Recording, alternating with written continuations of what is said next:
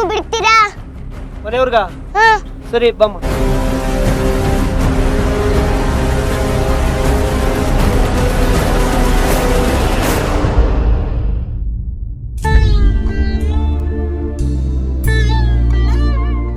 ಭಕ್ತರ ನೋವನ್ನ ನೀವು ಹೇಗಾದ್ರೂ ದೂರ ಮಾಡ್ತೀರಾ ಅಲ್ವಾ ರಾಯ್ರೆ?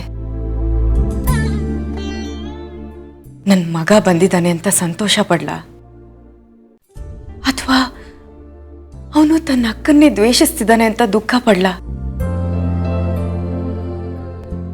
ನನ್ಗೊಂದು ಅರ್ಥ ಆಗ್ತಿಲ್ಲ. ಚೈತ್ರ ಇದ್ರೆ ನಾನು ಅವನ್ನ ಪ್ರೀತಿ ಮಾಡಲ್ವಂತೆ, ಅವನ್ಗೆ ನನ್ ಪ್ರೀತಿ ಬೇಕಂತೆ ರಾಯ್ರೆ. ಈಗ್ಲಾದ್ರೂ ನನ್ನ ಮಗನ್ಗೆ ನನ್ನ ಪ್ರೀತಿ ಅರ್ಥ ಆಯ್ತಲ್ಲ. ಈ ತಾಯಿ ಜೀವಕ್ಕೆ ಅದೇ ಸಂತೋಷ.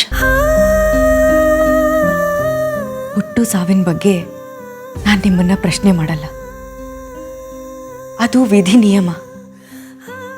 ಅದನ್ನ ಬದಲಾಯಿಸೋದಕ್ಕೆ ಯಾರಿಂದನೂ ಸಾಧ್ಯ ಇಲ್ಲ.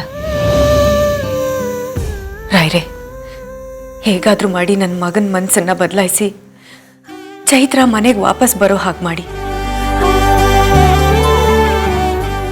ಈ ಅಮ್ಮನ ಪ್ರೀತಿ ಬಯಸಿ ಬಂದಿರೋ ನನ್ನ ಮಗನ್ಗೆ